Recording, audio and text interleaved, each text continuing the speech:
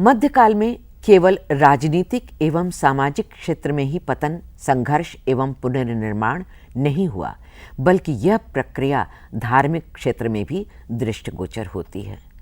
इस्लाम धर्म के पहले इस देश में हिंदू, बौद्ध तथा जैन धर्म भी थे। इन सभी के अंतर्गत अनेक संप्रदाय प्रचलित थे। उनके धार्मिक पूजा पद्धति, कार्य आदि में बहुत भिन्नता थी। मध्यकाल में जैन धर्म का प्रभाव उतना नहीं दिखाई पड़ता जितना शैव, वैष्णव अथवा महायान का।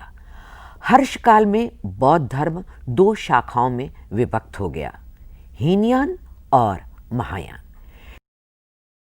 हिंदू धर्म के अनुयायी शंकराचार्य दार्शनिक ज्ञान मार्गी शैवों में एक अनुपम प्रतिभा संपन्न व्यक्ति थे। इन्होंने ब्रह्मसूत्र भाष्य ग्रंथों की रचना की।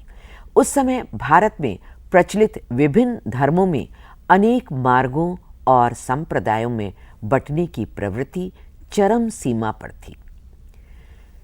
न केवल हिंदू बल्कि इस्लाम के भी ऐसे विभाजन दिखाई दिए।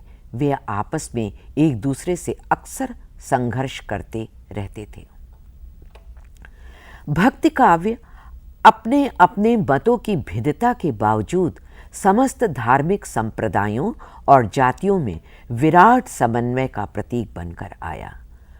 उस समय की बीमार मानसिकता का इलाज संतों और भक्तों के उद्भव से हुआ। धार्मिक वाह्याचार और राजनीतिक पाखंड के साथ अनैतिक और मूल्यहीन व्यवस्था का प्रभाव बढ़ रहा था। इन विषम स्थितियों में भक्तिकाल के कवियों ने जनता को जगाया, उनके भीतर साहचर्य की भावना पैदा की, उनके आत्मविश्वास को बल पहुंचाया और उन्हें उदात्त, व्यापक तथा कल्याणकारी जीवन मार्ग दिखाया।